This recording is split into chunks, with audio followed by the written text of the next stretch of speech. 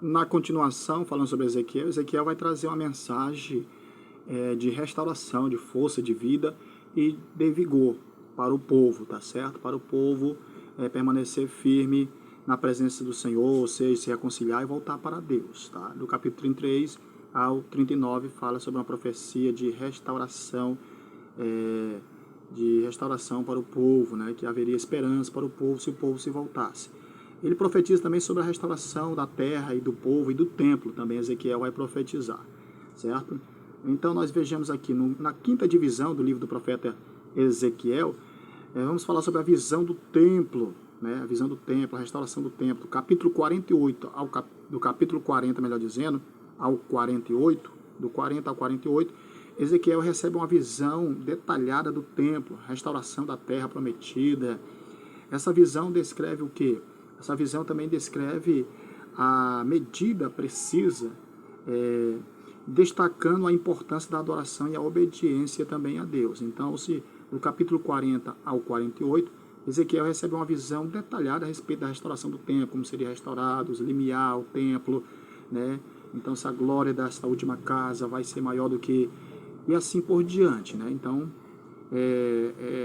sexto lugar, sexta divisão agora, em sexto ponto, em sexto lugar, a divisão do livro do profeta Ezequiel, vai falar sobre o rio da vida, que é no capítulo 47, onde ele tem uma visão notável do rio que flui do templo, que simboliza a presença contínua de Deus e a vida que ele traz na terra.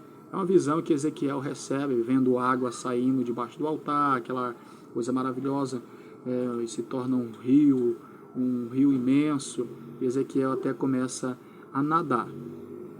As águas começam nos joelhos, ou começam no tornozelo, depois vai no joelho, depois vai subindo, e assim por diante, senhoras e senhores.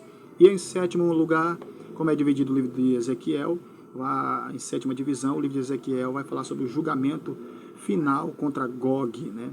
Que é do capítulo 38 ao capítulo 39.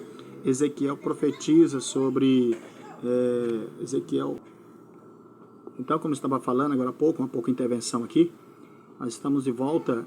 O Ezequiel vai profetizar sobre o ataque liberado da Gog, né, que é contra Israel, e a intervenção divina que levará ao julgamento final. Gog e Magog, julgamento do juízo final, né, que fala o livro do profeta Ezequiel. O livro do profeta Ezequiel abrange uma ampla gama de temas, incluindo julgamento, restauração, visão apocalíptica. Esse último capítulo, 38 ao 39, fala sobre uma visão apocalíptica e a glória de Deus, né?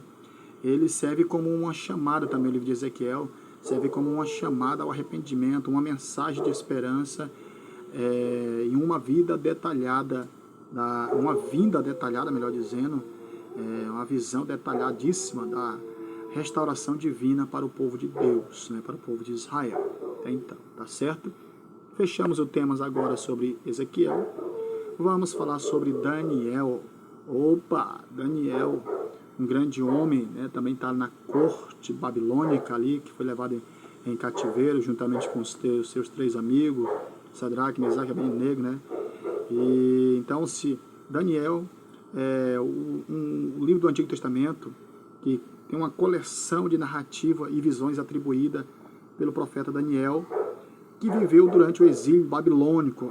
Aqui está um resumo, e eu vou recitá-lo para você a respeito desse resumo. O autor é Daniel, a data 606 a.C. O nome Daniel significa, em hebraico, Deus é meu juiz, né? Deus é o meu juiz, com toda certeza. É uma combinação de duas palavras, Dan, que significa juiz, e El, que é um dos nomes para Deus. Elohim, El Shaddai, Daniel. Então é uma combinação aí hebraica, né, que é oriunda do hebraico, tá certo? Daniel tinha 16 anos quando chegou na Babilônia, jovem ainda, né, tinha tudo para se desviar, mas permaneceu fiel juntamente com Ananias, Azaria e Misael, certinho? Até aqui é o quê? Acompanhe conosco agora mais um comentário mais detalhado sobre a vida de Daniel. Vamos ver aqui, Daniel, temos uma divisão aqui do livro de Daniel, pelo menos em 3 partes, tá? Vamos dividir o livro de Daniel aqui em 3 partes. A primeira divisão do livro de Daniel, vamos falar sobre a narrativa, né? Narrativa em prosa. Vai falar do capítulo 1 ao capítulo 6, vai falar sobre a fornalha ardente, né? Capítulo 3 ali relata a história dos antigos de Daniel, Sadraque, Mesaque e Abednego, que se recusaram a se dobrar perante a estátua de ouro levantada por o rei Nabucodonosor e são jogados na fornalha, mas são protegidos por um anjo. Não é isso que acontece, o cenário que está sendo desenhado ali no capítulo 3 de Daniel. E no capítulo 2 temos o sonho da estátua, né? No capítulo 2, o Nabucodonosor sonha com uma estátua, né? Uma estátua e pede o quê? E pede a Daniel para interpretar a respeito do seu sonho.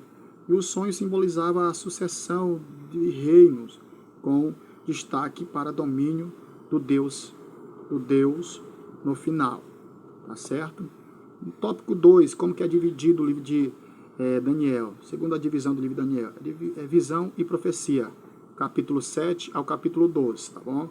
Ali, no capítulo 7, vai falar sobre as 4 bestas, né? As 4 bestas. Daniel tem uma visão de 4 bestas que representa 4 reinos sucessivos. E mais adiante, a visão do carneiro e do bode, no capítulo 8. Daniel ele tem essa visão. Daniel vai interpretar uma visão envolvendo um carneiro e um bode que representam o império persa e grego, certo? Tá ok até aqui? Entendido, compreendido? As 70 semanas, no capítulo 9, Daniel vai falar sobre as 70 semanas. Daniel recebe essa profecia das 70 semanas, que inclui a predição do Messias, né, do arrebatamento. Isso é uma visão apocalíptica. Por isso que eu costumo dizer, para entender um pouco Apocalipse, vem Daniel e Daniel em Apocalipse, que vão se consolidar os 2 livros. E também Daniel, no capítulo 10 ao 12, ele fala da visão do príncipe, do guardião, né? Vamos ver aqui que diz que Daniel recebe uma visão linda, detalhada sobre os eventos futuros, incluindo o conflito dos reinos, certo? Vamos ver aqui.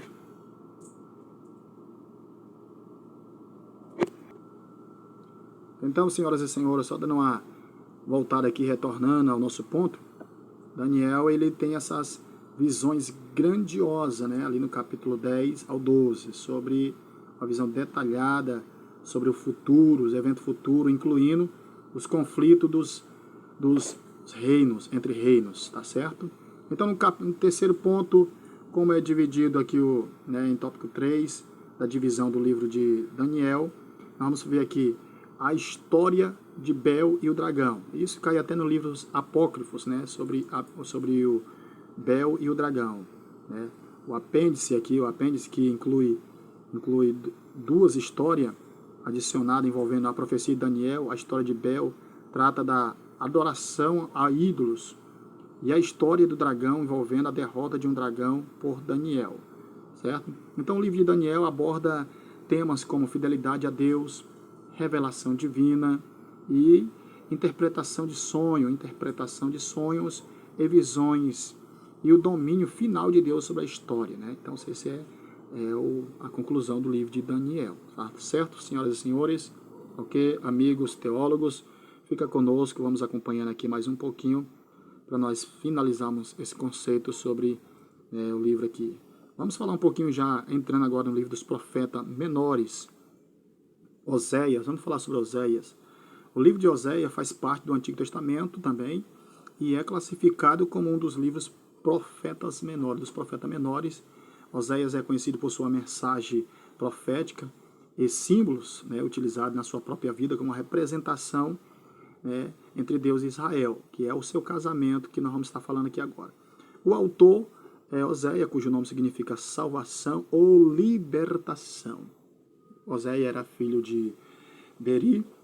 A data, acredita-se que Oséias profetizou em meados do século 8 a.C., 750 a.C., né, para ficar mais claro, mais óbvio. O primeiro ponto, nós vamos falar sobre a divisão do livro de Oséias, que vamos ter ele dividido aqui pelo menos em 5 partes, tá, para nós entender melhor a divisão do livro de Oséias e os acontecimentos. Primeiro momento, fala sobre o casamento de Oséias. Oséias é instrumento por Deus, é instruído por Deus, melhor dizendo, para quê? Para se casar com uma mulher infiel chamada Gomer, né? E tudo isso simbolizava a infidelidade de Israel para com Deus, certo? O livro de Israel, ou o livro de Oséia, melhor dizendo, é a respeito de um povo que tinha a necessidade de ouvir. Ouvir o quê?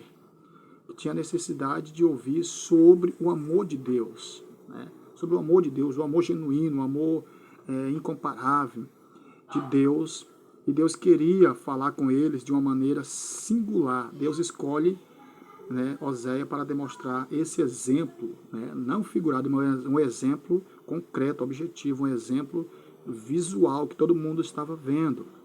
Então, essa é a primeira situação do livro de Oséia. Em segundo lugar, a segunda divisão do livro de Oséia vai falar sobre a metáfora do relacionamento divino. Porque o relacionamento tumultuado de Oséias com Gomer serve como uma metáfora para ver a relação entre Deus e Israel. A infidelidade de Gomer representa a idolatria de Israel, a desobediência de Israel em relação a Deus, tá certo? Gomer representa a noiva, a igreja, e Oséias representa Deus, né?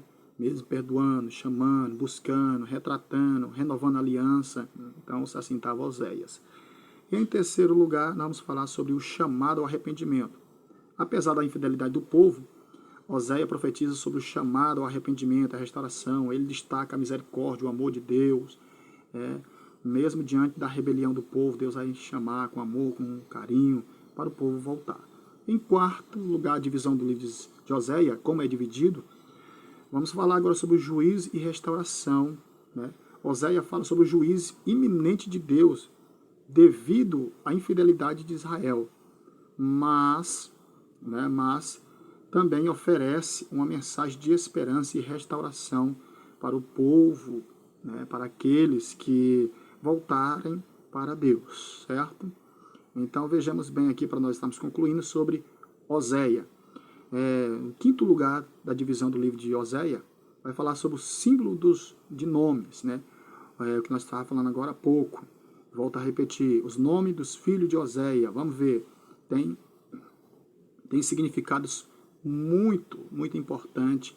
Por isso que Oséias vai dar o nome aos seus filhos, representando a cada momento, a cada instância, né? Deus perdoa, Deus julga, Deus é amor, Deus transforma. Então, se cada um que Oséias vai colocar o nome, é um nome simbólico ali, representando o amor, representando a esperança, representando o juízo, ou até mesmo representando a providência de Deus. Tá certo, queridos? Então, aqui nós paramos um pouco aqui para nós